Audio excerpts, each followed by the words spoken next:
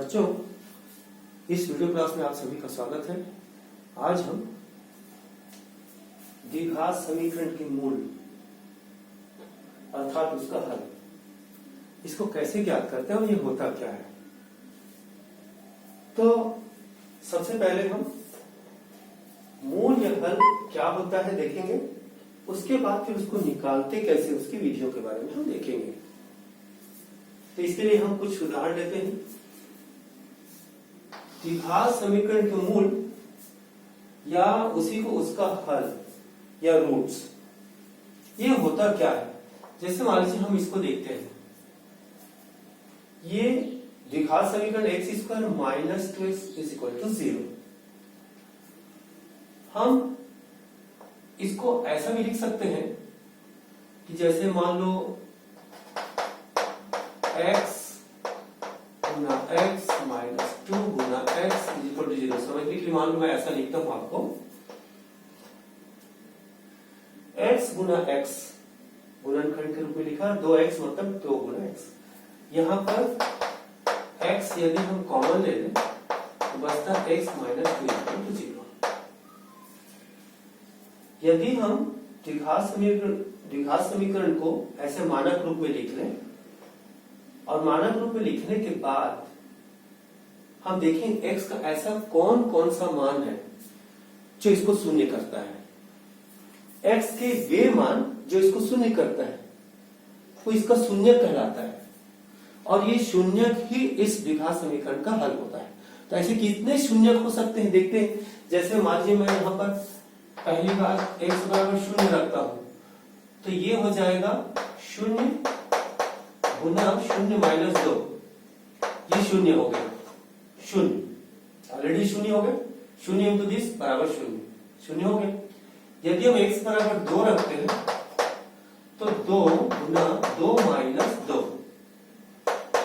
यदि हम इसको देखते हैं 2 गुना ये हो गया 0, तो 2 गुना 0 बराबर 0। ये जो है इसके शून्यक है और यही इसके मूल कहलाते हैं या हल कहलाते हैं। तो यहां पर इसका हल क्या हो जाएगा या मूल क्या हो जाएगा, x बराबर 0 और x बराबर 2। तो ध्यान रहे यहां पर x के वे मान जो इसको शून्य बनाते हैं, अर्थात इसके शून्यक कौन सा है, इसके शून्यक ही इसका मूल या हल है। तो हमने देखा यहां पर इसके दो शून्यक अर्थात दो मूल मिला, दो मूल प्राप्त हुआ, x बराबर 0 और x बराबर 2। आप देख सकते हैं x बराबर 0 रख करके देखिए आप, 0 का स्क्वायर 0 और माइनस 2 गुना 0 0 0 माइनस 0 0। x बराबर 2 रख करके देखिए, 2 का स्क्वायर 4 माइनस 2 गुना 2 4 4 माइनस 4 0। समीकरण को संतुष्ट कर रहा है। तो हमें जानना है कि द्विघात समीकरण के मूल उसके शून्यक ही होता है, उसके शून्यक को प्राप्त करना होता है। शून्यक किसका, यदि हम उस द्विघात समीकरण को मानक रूप में लिखें तो बाएं तरफ का जो व्यंजक है, जो द्विघाती व्यंजक होता है या द्विघाती बहुपद होता है, उसका शून्यक ही उसका हल होता है। यहां पर भी आप देख सकते हैं, यहां से स्पष्ट है कि मान लो मैं इसमें x बराबर 2 रखता हूं, ये हो जाएगा 2 माइनस 2 गुना 2 माइनस 1 बराबर 0 और ये हो गए 0 यानी 0, अर्थात x बराबर 2 इसका शून्यक है। और मैं x बराबर 1 रख करके भी देखता हूं, तो ये हो जाएगा 1 माइनस 2 इंटू 1 माइनस 1। आप देख रहे हैं यहां पर 1 माइनस 2 माइनस 1 और ये 0, ये भी संतुष्ट कर रहा है, 0 बना दिया, माइनस 1 गुना 0 बराबर 0, तो x बराबर 1। तो यहां पर इसका मूल कौन सा हुआ, x बराबर 2 और x बराबर 1, ये इसके शून्यक है। शून्यक मतलब किसका, द्विघात समीकरण को जो हम व्यापक रूप में लिखते हैं या उसके मानक रूप में लिखते हैं, अर्थात सारे बीजी व्यंजक बाएं तरफ हो, राइट साइड में 0।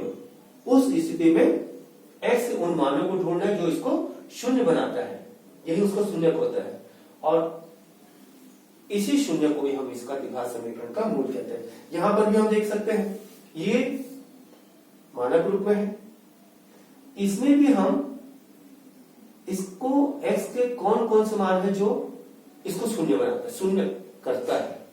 तो हम इसके लिए जैसे यहाँ पर आसान हुआ, तो हम इसके मध्य पद को तोड़कर, जो 9वीं कक्षा में आपने पढ़ा है बहुपद के गुणनखंड, बहुत इंपॉर्टेंट, बहुपद के गुणनखंड, द्विघाती बहुपद के गुणनखंड द्विघात समीकरण को हल करने में बहुत मदद पहुंचाएगा आपको। इसको सीख लेना चाहिए आपको।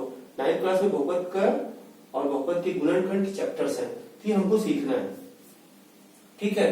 तो जैसे हम इसके गुणनखंड करते हैं तो एक प्रक्रिया अपन सीख लेते हैं। जैसे यहाँ पर 9वीं कक्षा में हमने जो सीखा है, एक्स स्क्वायर गुणा और अचर पद को गुणा करते हैं, 6 आता है। और 6 के ऐसे दो गुणनखंड जिसको जोड़ने पर मध्य पद के बराबर आए, 2 गुना 3 करने पर 6 और 2 गुना 3 करने पर 5, ये आप सीख चुके हैं। तो x square plus 2x plus 3x plus 6 is equal to 0। तो इस प्रकार से इसको हम गुणनखंड के रूप में लिखें, x गुना x प्लस 2 प्लस 3 गुना x plus 2 is equal to 0। तो x plus 2 x plus 3 is equal to 0।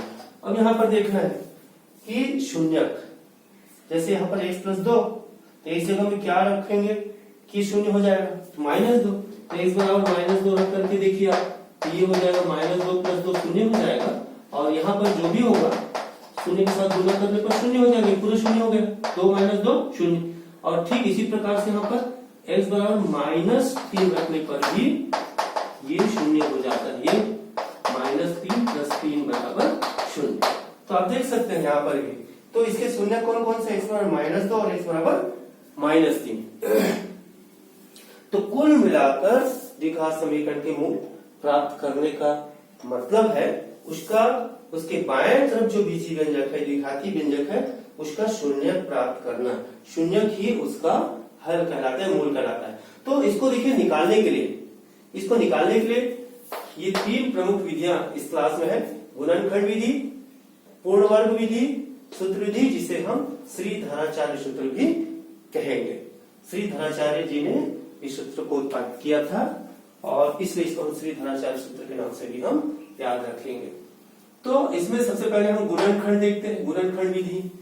गुणनखंड करके जैसे हमने यहाँ पर सिखाया था कुछ उदाहरण, जैसे गुणनखंड के रूप में है तो शून्य निकालना कितना आसान हो जाता है। तो इसके लिए हम क्या करते हैं, गुणनखंड करने के लिए सर्वसमीका का उपयोग करते हैं। ऐसे कौन कौन से सर्वसमीकाएं हैं, तो ऐसे सर्वसमीका आप देख सकते हैं 6th क्लास से चालू होते हैं सर्वसमीका। बीजी सर्वसमीका कहलाता है a square plus 2ab plus b square is equal to a plus b whole square, और गुणनखंड के रूप में लिखेंगे तो a प्लस b गुना a प्लस b। ऐसे ही a square minus 2ab plus b square is equal to a minus b whole square, और इसको गुणनखंड के रूप में लिखेंगे तो a minus b into a minus b। ऐसे ही यहाँ पर a square minus b square is equal to इसको गुणनखंड के रूप में a plus b into a minus b। यदि कोई द्विघाती समीकरण में जो बाएं तरफ मानक रूप में लिखने के बाद जो बाएं तरफ जो बीजी व्यंजक है, यदि इस सर्वसमीकरण के रूप में लिखते हैं तो उसका आसानी से गुणनखंड किया जा सकता है। और यदि गुणनखंड के रूप में लिखा जा सकता है तो उसका शून्य प्राप्त करना बड़ा आसान हो जाता है। इसलिए इस विधि का नाम है गुणनखंड विधि। दूसरा, इसमें उभयनिष्ठ निकालकर, उसके लिए भी हम इसका उपयोग, इस सर्वसमीकरण का उपयोग करते हैं। a square minus a into B is equal to a into a plus B. ऐसा ही a square plus a B is equal to a into a minus B. इस सर्वसमीकरण का भी हम उपयोग कर सकेंगे। और तीसरा है मध्य पद को तोड़कर, जिसको हम अगले वीडियो क्लास में सीखेंगे। तो यहां पर देखिए हम कुछ उदाहरण लेते हैं और सर्वसमीकरण का उपयोग से कैसे होता है। पूछा जाता है इस प्रकार से, निम्नलिखित समीकरणों के मूल अथवा हल ज्ञात कीजिए। इस समीकरण से देखिए x माइनस 1 का होल स्क्वायर इक्वल टू 0। अब जब हम इसका हल प्राप्त करेंगे तो x माइनस 1 होल स्क्वायर, और होल स्क्वायर मीन्स उसका उसी के साथ गुना, तो गुणनखंड के रूप में लिखेंगे तो देखो यहाँ पर आपका समीकरण x माइनस 1 का होल स्क्वायर इक्वल टू 0, गुणनखंड के रूप में लिखेंगे तो x minus 1 into x minus 1 is equal to 0। अब इसके शून्य ढूंढना है, तो इसका शून्यक ढूंढने का सरल तरीका है कि x-1 वाले गुणनखंड को शून्य करने के लिए क्या करना होगा, या फिर दूसरा वाला जो गुणनखंड है उसको शून्य करने के लिए क्या करना होगा। इन दोनों का गुणनफल शून्य कब होगा, या तो ये शून्य होगा या फिर ये शून्य होगा। यहां से हम इसका शून्य निकाल सकते हैं, यहां से हम इसको हल करेंगे तो x बराबर -1 का पक्षांतर करेंगे x बराबर 1, और ऐसे यहाँ पर भी हम पक्षांतर करेंगे x बराबर 1। तो देखिए यहाँ पर x-1 का होल स्क्वायर, x के दो मान मिला, दोनों समान मिला। तो यहाँ पर जो मूल होते हैं उसको याद रखना है। क्या याद रखना है कि द्विघात समीकरण के अधिकतम दो मूल हो सकते हैं, दो से अधिक मूल नहीं हो सकते, अधिकतम दो मूल।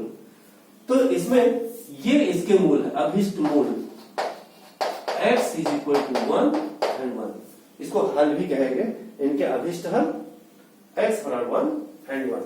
इसमें देखिए जब हम इसको हल करेंगे तो आप देख सकेंगे x - 2 × x - 3 = 0। अब इसके दो गुणनखंड दिख रहे हैं, क्योंकि द्विघाती समीकरण दो घात का है, उसका जब हम गुणनखंड करेंगे तो ये जो गुणनखंड मिलता है रैखिक गुणनखंड, यानी ये रैखिक व्यंजक है।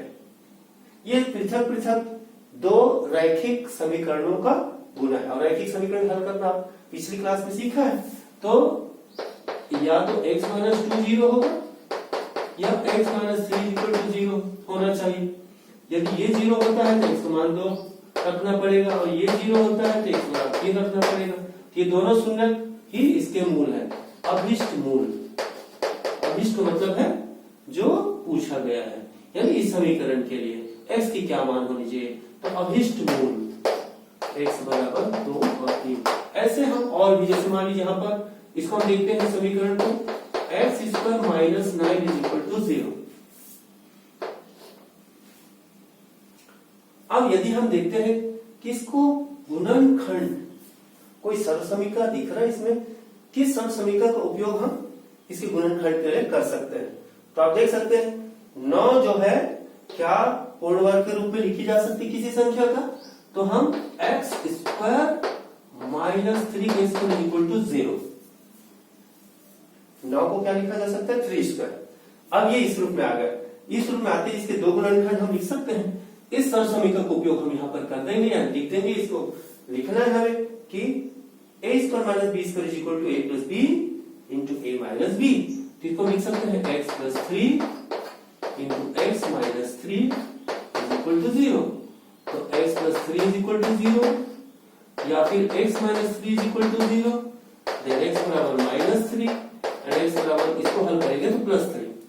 तो इसके दो शून्यक इसके हल होंगे, और इस हल या मूल को हम लिख देंगे -3 और 3। यदि हम इसको देखें तो देखिए सरलसमीकरण उभयनिष्ठ, इन दोनों में जैसे a उभयनिष्ठ है, ठीक ऐसे इसमें x उभयनिष्ठ है। यदि हम इसको हल करेंगे तो x² मीन्स x × x, तो x इंटू कॉमन निकालेंगे, इसको बच जाएगा x - 11 बराबर 0। अब दो गुणनखंड दिख रहा है, पहला गुणनखंड x बराबर 0 और दूसरा गुणनखंड x - 11 बराबर 0। x का मान 0 मिल गया, और दूसरा x का मान x बराबर 11, x - 11 बराबर 0, तो x बराबर 11। तो ये इसके हल होंगे। क्या इसके हल आपको मिले x बराबर 0 और 11। इनके मूल या हल जो है सभी वास्तविक संख्याएं होंगी।